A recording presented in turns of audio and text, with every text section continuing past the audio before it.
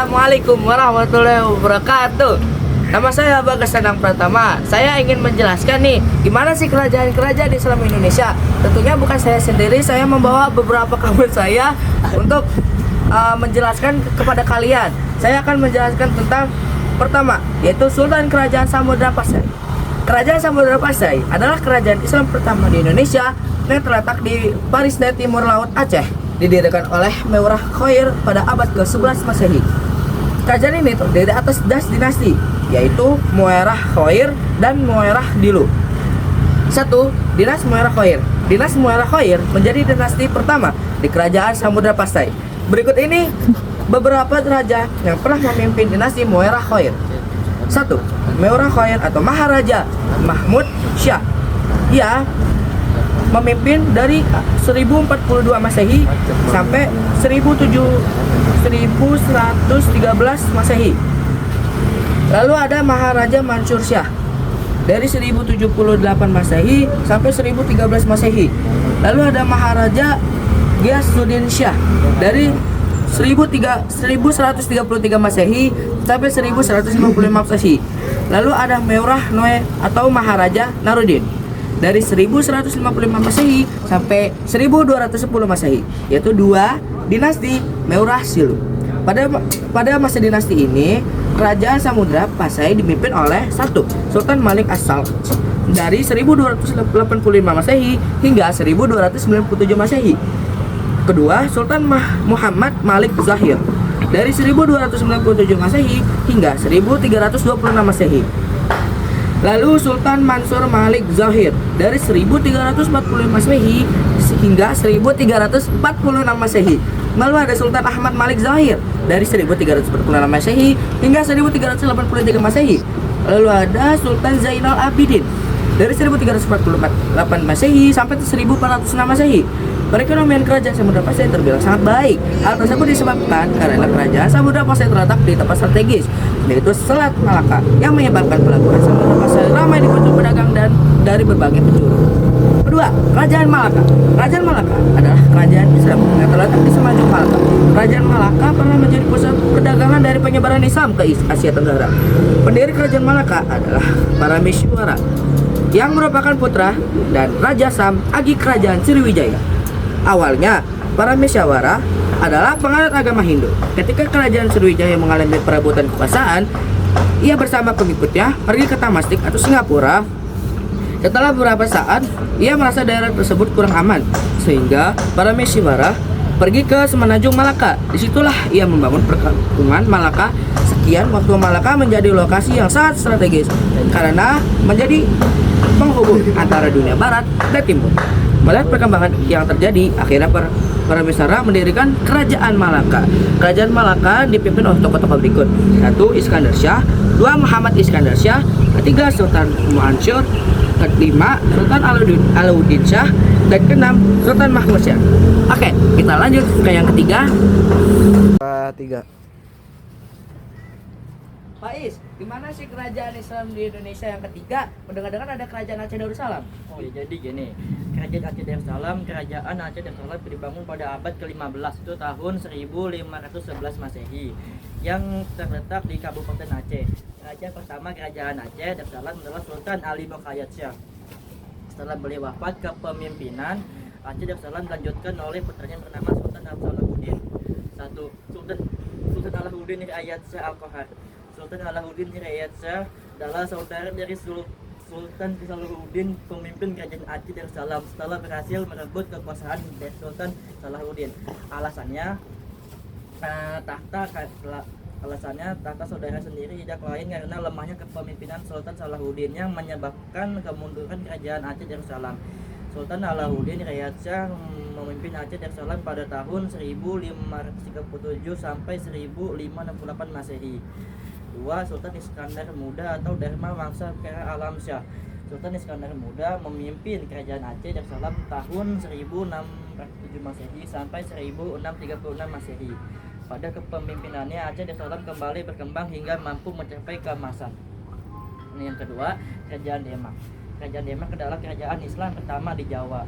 berdiri sekitar tahun abad ke-15 sekitar tahun 1475 sampai 1480 Masehi.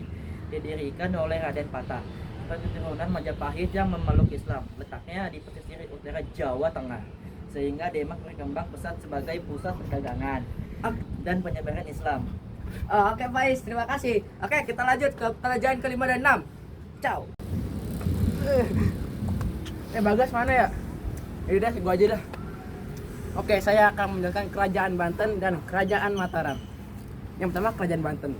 Kerajaan Banten adalah salah satu kerajaan Islam di pesisir barat Pulau Jawa. Berdiri sekitar abad ke-16 setelah runtuhnya kerajaan Pajajaran.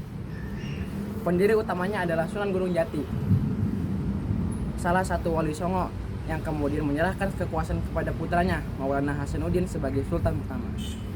Sebagai kerajaan pesisir, Banten berkembang pesat karena letaknya strategis di jalur perdagangan internasional.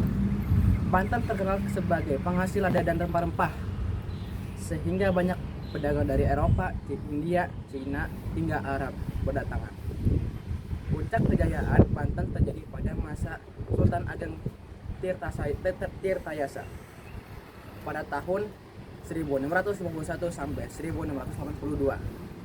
Di masa ini, Banten menjadi salah satu pusat perdagangan terbesar di Asia Tenggara dan menjalin hubungan diplomatik dengan berbagai negara. Namun kejayaannya menurun akibat konflik internal antara Sultan Ageng Tirtayasa dengan putranya yang bersekutu dengan VOC Belanda. Sejak saat itu, pengaruh VOC semakin kuat dan perlahan melemahkan kekuasaan Banten hingga akhirnya ditaklukkan pada abad ke-19. Yang kedua, kerajaan Mataram. Kerajaan Mataram Islam muncul pada akhir abad ke-16 dan awal abad ke-17 di pedalaman Jawa Tengah. Pendiri pertamanya adalah Sutawijaya, Panembahan Senopati, seorang bangsawan keturunan Ki Ageng Pemanahan yang berhasil memperluas wilayahnya dan mendirikan kerajaan di Kota Gede. Berbeda dengan Banten yang maritim, Mataram adalah kerajaan agraris. Basis kekuatannya terletak pada pertanian dan penguasaan wilayah pedalaman Jawa. Pada masa Sultan Agung dari tahun 1613 sampai 1645, Mataram mencapai kejayaan. Sultan Agung berhasil menyatukan hampir seluruh Jawa kecuali Banten dan Batavia yang dikuasai oleh VOC. Dia juga terkenal karena usahanya yang menyerang Batavia pada tahun 1628 sampai 1629, walau tidak berhasil mengusir VOC. Setelah Sultan Agung wafat, Mataram mengalami kemunduran. Perebutan kekuasaan antar keluarga kerajaan dimaksakan oleh VOC untuk ikut campur.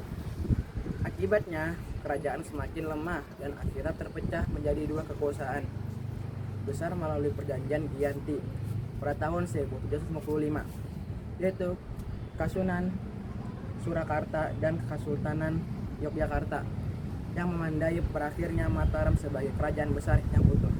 Dah. 3.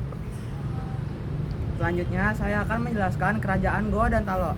Kerajaan Goa dan Talo adalah dua kerajaan yang terletak di Sulawesi Selatan. Banyak orang mengenal kerajaan Goa dan Talo sebagai kerajaan Makassar. Raja-raja Makassar sebelumnya adalah bukan pemeluk agama Islam, tetapi mereka masuk Islam setelah kedatangan penyiar Islam.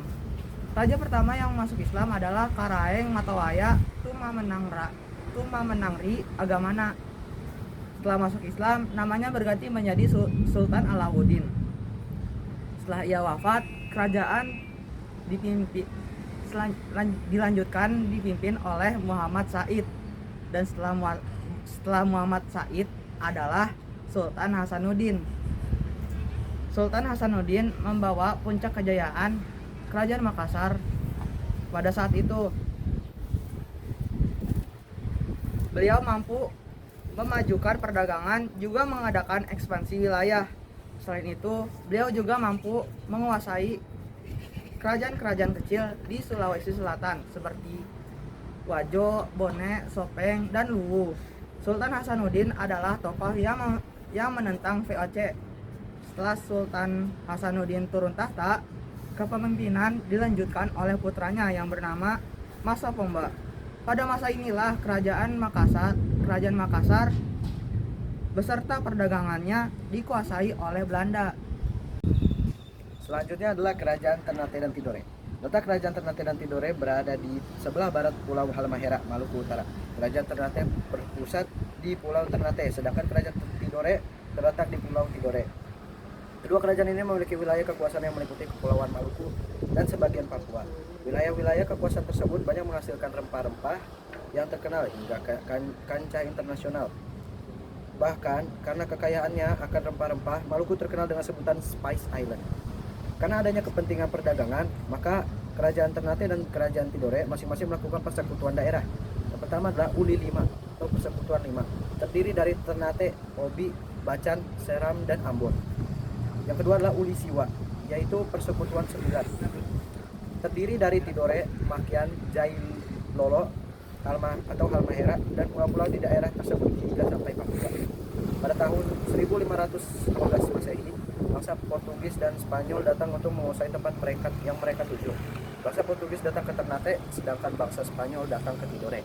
Bangsa Portugis berhasil mendirikan benteng Sao Paulo setelah 10 tahun lamanya berada di Kerajaan Ternate. Namun kemudian terjadi penolakan terhadap berdirinya benteng tersebut. Penolakan itu dipelopori oleh Sultan Hairun yang juga merupakan raja dari Kerajaan Ternate sejak 1559 Masehi. Beliau melakukan penentangan melalui perundingan dengan pihak bangsa Portugis. Namun ternyata beliau kemudian ditahan dan dibunuh oleh Portugis di benteng Sao Paulo tersebut pada tahun 1976 Masehi. Tewasnya Sultan Hairun menyebabkan amarah besar rakyat Maluku terhadap bangsa Portugis. Puncaknya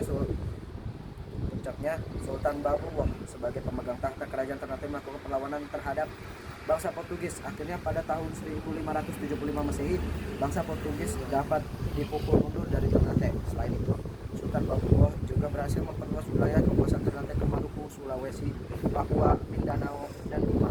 Atas keberhasilan dan prestasinya, maka Sultan Babullah mendapatkan dukungan dari pihak 27 pulau.